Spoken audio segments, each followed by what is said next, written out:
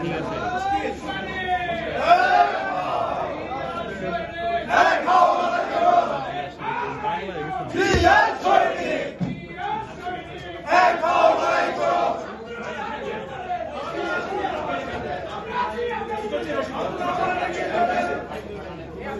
বিসমিল্লাহিররহমানিররহিম। গুরুত্বপূর্ণ আলোচনা সভায় এবং বৃদ্ধ আলোচক মন্ডলী, উপস্থিত সুধীমণ্ডলী এবং আমার মিডিয়ার সহকর্মী বৃন্দ, আসসালামু আলাইকুম। আপনারা এতক্ষণ মূলত সংবিধান সম্পর্কে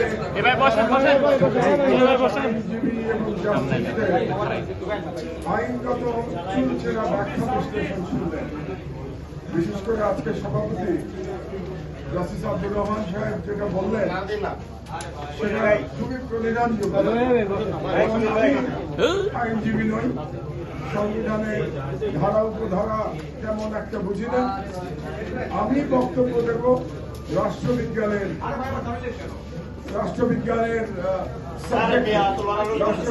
বিষয়টাকে এবং বাংলাদেশের রাজনীতির প্রেক্ষাপটে আমি বক্তব্য দেব।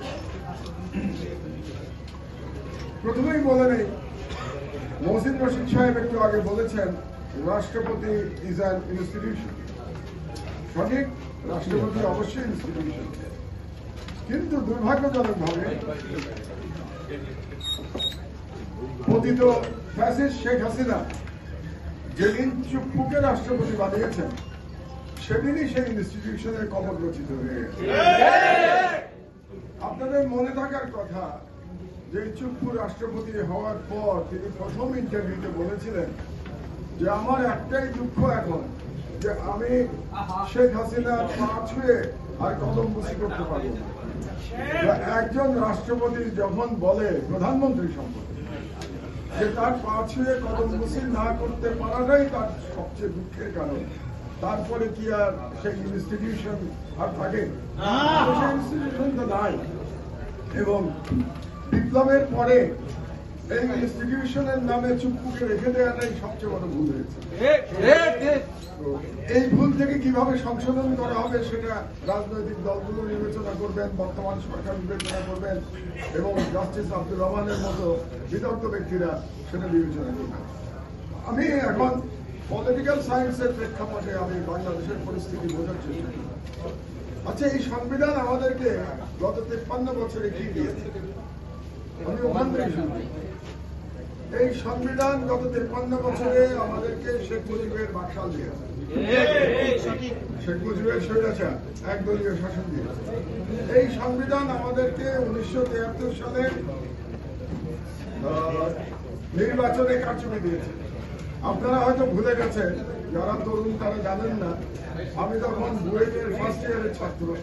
1973 সালের নির্বাচনের সময় বাংলাদেশে কারচুপির নির্বাচন শুরু করেছিলেন স্বয়ং শেখ মুজিবুর রহমান 1973 সালে। এটা যেন আপনারা ভুলে না যান। আমাদের মধ্যে কেউ কেউ শেখ মুজিবুর রহমানকে একটু শেখ হাসিনার চাইতে উন্নত প্রজাতি বলার চেষ্টা করেন, আসলে তাদের মধ্যে কোনো পার্থক্য নেই। শেখ মুজিবুর রহমান যে ধরনের স্বৈরাচারী ছিলেন, শেখ হাসিনা পরে ফ্যাসিস্ট হয়েছে, কিন্তু শেখ হাসিনার ফ্যাসিস্ট হওয়ার জন্য 15 বছর সময় লেগেছে। শেখ মুজিবুর রহমান 3.5 বছরে একদলীয় শাসন করেছিলেন। আমি আপনাদেরকে নিশ্চিতভাবে বলতে পারি, তিনি যদি 15 বছর রাষ্ট্র চালাতে পারতেন তাহলে তিনি শেখ হাসিনার তুলনায় আরো বড় ফ্যাসিস্ট ভুলে যাবেন। এই সংবিধান বর্তমানে যে অবস্থা সেটা হলো এটা একজন ব্যক্তি বন্দনার দলিল। এই সংবিধান যদি পড়েন তাহলে ওখানে ব্যক্তি বন্দনা ছাড়া আপনি আর কিছু খুঁজে পাবেন না। এই সংবিধান একটি পরিবারের মালিকানার দলিল। এই সংবিধান বাংলাদেশের জনগণের কথা বলে না, বাংলাদেশের জনগণের অধিকারের দলিল না। এটা শুধুমাত্র এক ব্যক্তি এক পরিবারের অধিকারের দলিল। এবং এই সংবিধানে বর্তমানে যে অবস্থাটা হয়েছে, আপনি চিন্তা করে দেখেন, এই সংবিধানে ডাবল পার্লামেন্ট। ওই যে একটু আগে আমাদের বক্তা একজন বলে গেছেন যে একই দিনে 600 জন পার্লামেন্ট মেম্বার, এটাই সিস্টেম এই সংবিধান। এই সংবিধানে বলা হয়েছে সংবিধান অপরিবর্তনীয়, তার মানে আপনি পরবর্তী যারা আইন প্রণেতা আসবেন তাদের অধিকার আপনি হরণ করে ফেলছেন। পৃথিবীর কোথাও পরবর্তী যিনি আসবেন তার অধিকার আপনি হরণ করতে পারেন না, এই সংবিধানে আপনি হরণ করেছেন। এই সংবিধানে প্রধানমন্ত্রী অনন্তকাল ক্ষমতাসীন থাকবে, কারণ বলা হয়েছে যে পরবর্তী প্রধানমন্ত্রী নির্বাচিত না হওয়া পর্যন্ত বর্তমান প্রধানমন্ত্রী তিনিই থাকবেন। তার মানে পরবর্তী প্রধানমন্ত্রী যদি না আসে তাহলে তিনি আমাদের অনন্তকাল আজীবন থাকবেন।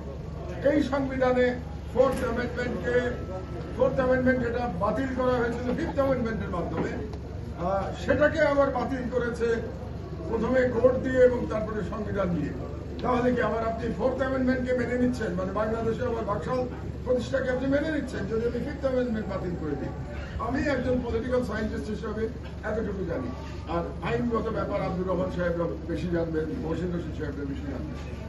তো তাহলে এই সংবিধানে গণভোটের সুযোগ বাতিল করা হয়েছে। এই সংবিধানের একটা বিরাট অংশে আপনি হাত দিতে পারবেন না, হাত দিলে একটু আগে আব্দুর রহমান সাহেব বললেন হাত দিলে আপনার ফাঁসি হয়ে যাবে। তাহলে এমন একটি ডকুমেন্ট আপনি রাখবেন কি করে? আপনি তো টাইম বমের উপরে বসে আছেন এই সংবিধানে, এবং এই টাইম বমকে আপনি রাখবেন কেন? এটা রাখার আমি কোনো যুক্তিসঙ্গত কারণ দেখি না। বাংলাদেশের কোনো রাজনৈতিক দল মনে হচ্ছে যে এই সংবিধানকে রেখে দিতে চাচ্ছেন, কিংবা ম্যাক্সিমাম এর একটা কি বলে সংস্কার করতে চাচ্ছেন এই সংবিধানে। কিন্তু এই সংবিধানের সংস্কারের সুযোগ আমি পলিটিক্যাল সায়েন্টিস্ট হিসেবে আমি দেখতে পাই না। এই সংবিধানের সংস্কারের কোনো সুযোগ নেই। আরেকটি বড় কথা আমি বলতে চাচ্ছি যে এই সংবিধানের মাধ্যমে বাংলাদেশে যে ওয়েস্টমিনস্টার স্টাইল অফ ডেমোক্রেসি প্রতিষ্ঠিত করা হয়েছে 1991 থেকে,